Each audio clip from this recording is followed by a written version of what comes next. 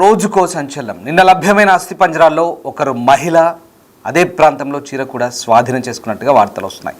ఆ మహిళ ఎవరన్నది తెలిసే పనిలో అధికారులు ఉన్నట్టుగా కూడా వార్తలు వస్తున్నాయి. కానీ సిట్ అధికారులు మాత్రం దాన్ని తోచిపుస్తున్నారు. ఇప్పటికే ఎఫ్ఎస్ఎల్కు ఆ ఎముకలు పంపించారు. నిన్న విజిల్ బ్లోయర్ మొదట చూపించిన సైట్ నెంబర్ 11 నుంచి కాస్త దూరంలోని అటవీ ప్రాంతంలో తవ్వకాలు జరిగాయి. దాదాపు 100 అడుగుల ఎత్తున కొండపై తవ్వకాలు జరిపారు. అక్కడ మొత్తం 4 అస్థిపంజరాలు లభ్యమైనట్టుగా కొంతమంది న్యాయవాదులు చెప్పారు. అయితే 10 ఏళ్లు కావడంతో శవాలను పూడ్చిపెట్టిన స్థలాన్ని గుర్తించడంలో భీమా కన్ఫ్యూజ్ అవుతున్నట్టుగా తెలుస్తుంది. అందుకే అతడు ఎక్కడ చూపిస్తే అక్కడ తవ్వకాలు జరపాలంటూ అతడి అడ్వకేటు కోరుతున్న పరిస్థితి కనబడుతుంది. సో మొత్తం మీద నిన్న తవ్వకాలు జరిపిన ప్రాంతంలో 11 సైట్ దగ్గర దాదాపు 3 అస్థిపంజరాలు దొరికాయని చెప్తున్నప్పటికీ వాటికి సంబంధించిన నిర్ధారణ ఏది కానీ సిట్ చేయలేదు, అధికారుల బృందం చేయలేదు. కేవలం ఇవన్నీ న్యాయవాదులు చెప్తున్న అంశాల ఆధారంగానే సమాచారం ఇవ్వడం జరుగుతుంది. సో అలాగే ఒక ఎర్ర చీర కూడా దొరికిందంటున్నారు. అది ఒక మహిళా అస్థిపంజరాన్ని కూడా అక్కడ గుర్తించారని చెప్తున్నారు. వీటిని ఏ అంశాలను కూడా సిట్ బృందం ఎక్కడా అధికారికంగా ధృవీకరించిన పరిస్థితి అయితే కనబడలేదు. అయితే ఫిర్యాదుదారుల్లో ఒకరి తరపు న్యాయవాదులు నిన్న ఈ సైట్ 11A నుంచి కనీసం 3 మానవ అవశేషాలు కనుగొనబడ్డాయంటూ చెప్తున్నారు. సో నిటారుగా ఉన్న కొండపై తవ్వకాలు జరిపారు. అందులో ఒక స్త్రీ అవశేషమని చెప్తున్నారు. అదే స్థలం నుంచి ఒక చీర కూడా స్వాధీనం చేసుకున్నట్లుగా చెప్పారు. సో ఆపరేషన్ సమయంలో అలాంటి అవశేషాలు ఏమీ కనుగొనబడలేదంటూ నిర్ధారించబడలేదంటూ ఉన్నత పోలీసు వర్గాలు మాత్రం ఆ వాదనను తోసిపుస్తున్నాయి. సో 2003లో అదృశ్యమైన వైద్య విద్యార్థిని అనన్య భట్ తల్లి సుజాత భట్ తరపు వాదిస్తున్న న్యాయవాది మంజునాథ్ సిట్ ప్రయత్నాలను ప్రశంసించారు. ఫిర్యాదుదారుడు భీమా జ్ఞాపకాల ఆధారంగా స్థానాన్ని సవరించడానికి అనుమతించే నిర్ణయాన్ని కూడా ఆయన సమర్థించిన పరిస్థితి కనబడుతుంది. సో మొత్తం మీద ఇప్పుడు ఉన్న పరిస్థితుల్లో వర్షం కూడా పడుతుంది, మరింత ఆటంకం ఎదురు అవుతున్న పరిస్థితి. కానీ ఆ విజిల్ బ్లోయర్ ఎవరైతే ఫిర్యాదుదారుడు చెప్పిన సమాచారం మేరకు తవ్వకాలు జరుపుతున్న ప్రాంతంలో అక్కడ కొన్ని అంశాలు వాళ్ళకు ఆధారాలుగా లభ్యమవుతున్నాయి. కానీ పూర్తి స్థాయిలో వాటి నిర్ధారణ ఇంకా ఏం చేయట్లేదు. అయితే అవి ఎప్పుడో దశాబ్దాల కాల కింద పాతిపెట్టినాయి కాబట్టి కేవలం అతను చెప్పినా అతను గుర్తుకొచ్చిన పాయింట్లే కాకుండా ఇంకా అతను ఎక్కడ చూపించినా అక్కడ తవ్వకాలు జరపాలంటూ అతని తరపు న్యాయవాది చెప్తున్న పరిస్థితి అయితే కనబడుతుంది. రైట్, మా ప్రతినిధి శివ జైన్ అవుతున్నారు. శివ, ధర్మస్థల్లో తవ్వకాలకు సంబంధించి ఇప్పుడు ఒక ట్విస్ట్ చోటు చేసుకుంది. ముఖ్యంగా అతను చెప్పిన స్థలంలో కాకుండా ఎక్కడ చూపించినా అక్కడ తవ్వకాలు జరపాలంటూ న్యాయవాదులు అతని తరపు అడ్వకేట్ అడుగుతున్నారు. అలాగే ఇంకొంతమంది లాయర్స్ కూడా అదే డిమాండ్ చేస్తున్నారు. సో సిట్ అధికారులు ఏ రకంగా స్పందిస్తున్నారు? సిట్ నుంచి అసలు ఏదైనా అధికారికంగా నిర్ధారణ చేస్తున్నారా? అత్యంత గోప్యంగా ఈ తవ్వకాలను చేపడుతుంది. ఈ ధర్మస్థలలో ఈ మృతదేహాల తవ్వకాలకు సంబంధించి రోజు సంచలనం అనేది వెలుగులోకి వస్తుంది. ఇక నిన్న అస్థిపంజరంలో ఒక మహిళ అస్థిపంజరం లభ్యమైనట్టుగా, అంటే నిన్న కొన్ని ఎముకలు లభించాయి. ఆ ఎముకలు మహిళది అనేది కూడా ప్రధానంగా గుర్తించినట్లుగా కూడా తెలుస్తోంది.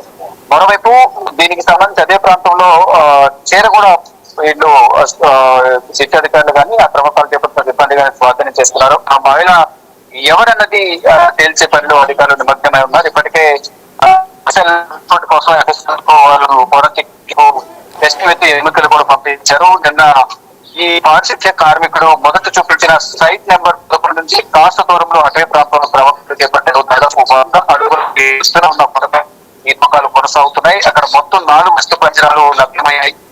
10 సంవత్సరాలు కావడంతో శవాలను పూడ్చిపెట్టిన స్థలాలను ఈ మాజీ పారిశుద్ధ్య కార్మికుడు గుర్తించడంలో భీమా కన్ఫ్యూజ్ అవుతున్నట్లు కూడా అధికారులు చెప్తున్నారు. మరోవైపు అతని లాయర్ కూడా అదే చెప్తున్న నేపథ్యంలో అందుకని అతను ఎక్కడ చేస్తే అక్కడ తవ్వకాలు జరపాలంటూ కూడా అతని అడ్వకేట్ మంజునాథ్ చెప్తూ ఉన్నారు. మరోవైపు ఈ తవ్వకాలకు సంబంధించి 100కు పైగా శవాలు తానే పూడ్చిపెట్టారని చెప్తూ ఉన్నప్పటికీ కూడా అసలు ఇప్పటి వరకు స్పష్టమైన ఆధారాలు అనేది దొరకడం లేదు. ఎక్కడ కూడా అంటే 10ల సంఖ్యలో శవాలను పూడ్చిపెట్టారని అతను చెప్తున్నప్పటికీ కూడా ఈ 11 స్పాట్ కు వెళ్తే ఏమైనా స్పష్టమైన ఆధారాలు కానీ ఎక్కువ మృతదేహాలకు సంబంధించిన అవశేషాలు లభిస్తాయా అనేది కోణంలో కూడా శిక్షాధికారులు అయితే ఈ తవ్వకాలు చేపడతారు. దాంట్లో భాగంగానే మొత్తం 13 స్పాట్లను వాళ్ళు ముందు చేస్తారు.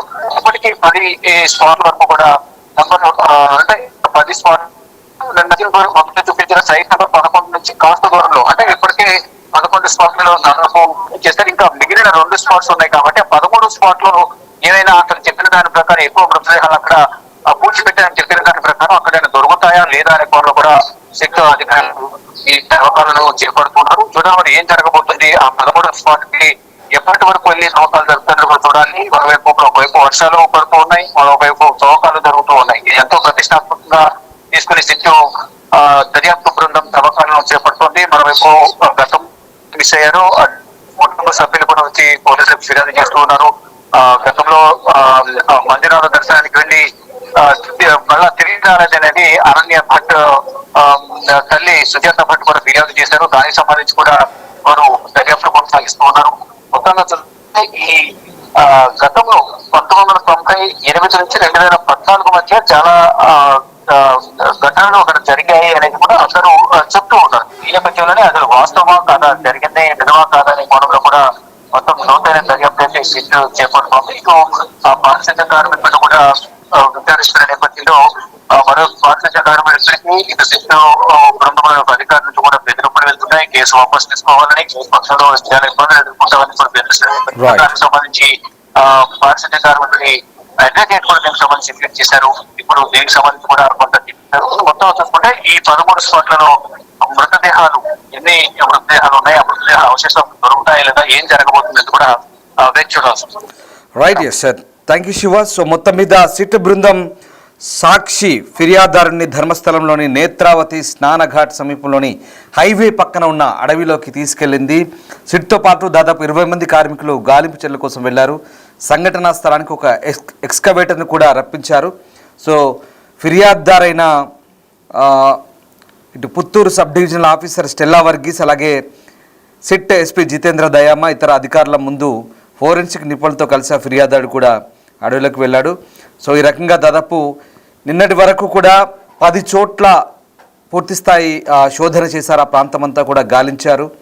ఇక 11వ ప్రదేశానికి 100 మీటర్ల దూరంలో నేలపై ఒక మృతదేహ అవశేషాలతో కనుగొనబడ్డట్టుగా నిన్న చెప్తున్నారు. సో ఇవాళ 7వ రోజు తవ్వుతున్నారు 11వ ప్రదేశాన్ని. ఇది హైవే నుంచి దాదాపు 20 మీటర్ల దూరంలో అడవి లోపల ఉన్నట్టుగా చెప్తున్నారు. సో నేత్రావతి నది సమీపంలో తవ్విన తవ్వకాల్లో ఒక వ్యక్తి మృతదేహం అయితే కనుగొనబడ్డట్టుగా చెప్తున్నారు. సో ఇంకా ఆనవాళ్ళకు సంబంధించి అయితే ఎట్లాంటి ఆధారాలు అయితే లభ్యం కాలేదు. సో ప్రస్తుతానికి అంటే ఈ ఏదైతే ఆ తవ్వకాలు జరుగుతున్నాయో ఆ ప్రాంతం బయటికి కనిపించకుండా ఉండడానికి రోడ్డు పక్కన ఆకుపచ్చ కట్టెన్ ఏర్పాటు చేసి మరి ఆ తవ్వకాలు జరుపుతున్నారు. సో ఇవాళ జరుపుతున్న తవ్వకాలకు సంబంధించి ఇంకా పూర్తి స్థాయి సమాచారం అయితే అందాల్సింది. అయితే ఆ వ్యక్తి ఇచ్చిన సమాచారం మేరకు ప్రస్తుతం ఈ రహస్య ఖననాలకు సంబంధించిన అంశాలు నిజంగా బయటపడబోతున్నాయా, ఏం జరగబోతుందని మాత్రం ప్రస్తుతం ఉత్కంఠ రేపుతోంది. రాష్ట్ర వ్యాప్తంగా సంచలనం రేపిన ధర్మస్థల సామూహిక ఖననాల కేసు దర్యాప్తులో అయితే ఇది కీలక పరిణామం చెప్పుకోవచ్చు. ప్రత్యేక దర్యాప్తు బృందం నిన్న జరిపిన తవ్వకాల్లో ఒక అస్థిపంజరం, ఒక చీర అయితే బయటపడింది. సో ఆ రకంగా 11వ నంబర్ ప్రదేశంలో వీటిని కనుగొన్నారు. అయితే ఇప్పుడు ఒక కీలక మలుపు, కేవలం సాక్షి చెప్తున్న అంశాల ఆధారంగా, అంటే ఇది చాలా సంవత్సరాలైంది, కేవలం అతను చూపించిన ప్రదేశాలు కాకుండా ఎక్కడెక్కడైనా వేరే వేరే ప్రాంతాల్లో ఇంకా పూడ్చిపెట్టడం లాంటివి జరుగుండొచ్చు. ఎందుకంటే అది గుర్తుండకపోవచ్చు. బహుశా ఒకే చోట కాకుండా ఆయా ప్రదేశాల్లో ఆ నేత్రావతి నది ఒడ్డున కావచ్చు, హైవే పక్కన కావచ్చు, తాను చాలా శవాల్ని, వందలాది శవాల్ని, ఒకటి కాదు రెండు కాదు వందలాది శవాల్ని పూడ్చిపెట్టానని చెప్తున్న సందర్భంలో సంవత్సరాలు గడిచింది కాబట్టి బహుశా అతను మర్చిపోయి ఉండొచ్చు, లేదా ఆ ప్రాంతాల్లో మార్పులు చేర్పులు చోటు చేసుకుండొచ్చు. అంటే వర్షాలకు లేదా మట్టిలో అవన్నీ ఎముకలు కరిగిపోవడమో రకరకాల కారణాల వల్ల తేడాలు రావచ్చు. సో అతను ఎక్కడ డౌట్ వస్తే ఎక్కడ చూపిస్తే అక్కడ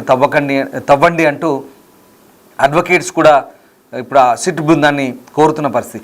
అదే కనుక జరిగితే ధర్మస్థల్లో ఇంకా అనేక అంశాలు బయటపడతాయంటూ అడ్వకేట్స్ కూడా వాదిస్తున్నారు. సో నిన్న ఒక అస్థిపంజరం, ఒక చీర దొరికిన తర్వాత ఇక ఆ ప్రాంతంలో అది చీర ఎవరిది, అసలు ఏంటి, అక్కడ ఒక మహిళా అస్థిపంజరమా ఏంటి అనే కోణంలో ప్రస్తుతం ఆరా తీస్తున్నారు. ఇప్పటికే ఎఫ్ఎస్ఎల్కి అయితే ఆ ఎముకలు పంపిస్తున్నారు. సో ఆ రకంగా నిన్నటి నుంచి కూడా చాలా కీలకమైన ఆధారాలు, ఇది ఒక కీలక మలుపు తిరిగే అవకాశాలు అయితే కనిపిస్తున్నాయి. అటవీ ప్రాంతంలో తవ్వకాలు అయితే చాలా సీరియస్గా జరుపుతున్నారు. సో దాదాపు 100 అడుగుల ఎత్తున్న కొండపై కూడా తవ్వకాలు జరుపుతున్నారు. మొత్తం 4 అస్థిపంజరాలు దొరికినట్టుగా చెప్తున్నారు. కానీ సిట్ అధికారులు మాత్రం వీటికి సంబంధించిన నిర్ధారణ ఏది చేయని పరిస్థితి కనబడుతోంది. సో స్థలాన్ని గుర్తించడంలో ఆ భీమా అనే వ్యక్తి ఎవరైతే సాక్షి ఉన్నాడో అతను కొంత కన్ఫ్యూజన్కి గురవుతున్నాడో, ఆ కన్ఫ్యూజన్లో భాగంగానే పూర్తి స్థాయిలో సరైన నిర్ధారణ చేయట్లేదు అతను కూడా అని చెప్తున్నారు. సో మీరు చూస్తున్న దృశ్యాలు అటవీ ప్రాంతంలో జరుగుతున్న తవ్వకాలకు సంబంధించి బయటికి కనబడకుండా కర్టెన్ ఒకటి కట్టినారు, ఆకుపచ్చని కర్టెన్, చాలా గోప్యంగా వివరిస్తున్నట్టుగా మనకు అర్థమవుతుంది. సో మొత్తం మీద ధర్మస్థలకు సంబంధించి ఈ సామూహిక ఖననాల కేసులో తవ్వకాలు అయితే కంటిన్యూ అవుతున్నాయి. ఇవాళ 7వ రోజు. సో ఇక్కడ రెవెన్యూ, ఇతర శాఖ అధికారులు, సిబ్బంది కొంత అందుబాటులో లేకపోవడంతో నిన్న తవ్వకాలు అయితే నిలిపివేశారు. తర్వాత మళ్ళీ తవ్వకాలు ప్రారంభించారు. అయితే ఇక 10 ఏళ్ల క్రితం ధర్మస్థల గ్రామంలో అనేక మంది మహిళల మృతదేహాలను అధికారులు ఇతర బలవంతంతో తాను ఖననం చేసినట్లు పారిశుద్ధ్య కార్మికులు ఇచ్చిన ఫిర్యాదుతో ఇప్పుడు పెద్ద సంచలనంగా మారింది. సో 19వ తేదీన గత నెల ప్రభుత్వం సిట్ను ఏర్పాటు చేసింది. సో ఇప్పటివరకైతే 11 ప్రాంతాల్లో 7వ రోజు గాలింపు జరుగుతుంది. ఇంకా ఒకసారి భద్రత చూడండి, ఎంతమంది పోలీసు అధికారులు ఉన్నారు, సాయుధులైన పోలీసులు పహార కాస్తున్నారు, పెద్ద పెద్ద గన్స్తో అక్కడ ప్రాంతం అంతా కూడా వాళ్ళంతా స్వాధీనం చేసుకున్నారు. అక్కడ ఎవరిని రానివ్వకుండా, ఎవరిని అటువైపు దరిదాపులు రానివ్వకుండా జరుగుతుంది. ఈ ప్రాంతం అంతా శోధన జరుగుతుంది. సిట్ బృందంలో చాలామంది ఉన్నారు, రెవెన్యూ ఉన్నారు, అటవీ శాఖ అధికారులు ఉన్నారు, ఫోరెన్సిక్ ఉన్నారు, మెడికల్ బృందాలు ఉన్నాయి. అంతమంది తీవ్రంగా శ్రమిస్తున్నారు.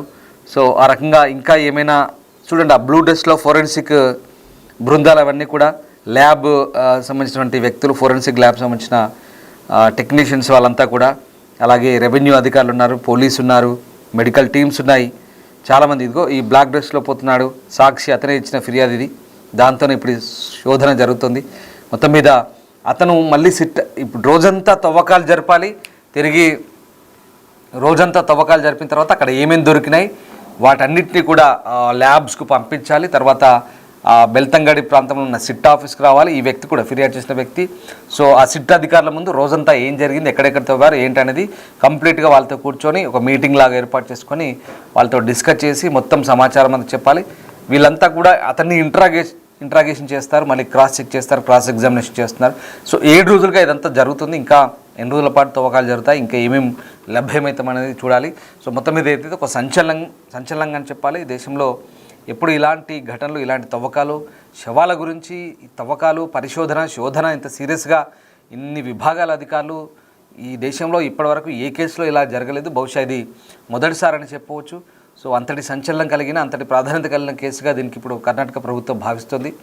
సిట్ అయితే ఏర్పాటు చేసి వాళ్ళ పనిని చాలా వేగవంతంగా కొనసాగిస్తున్నారు. చూడాలి దర్యాప్తులో ఇంకా ఎలాంటి అంశాలు బయటపడతాయి, ఇంకా ఎలాంటి ట్విస్టులు చోటు చేసుకుంటాయని మాత్రం వేచి చూడాల్సిందే.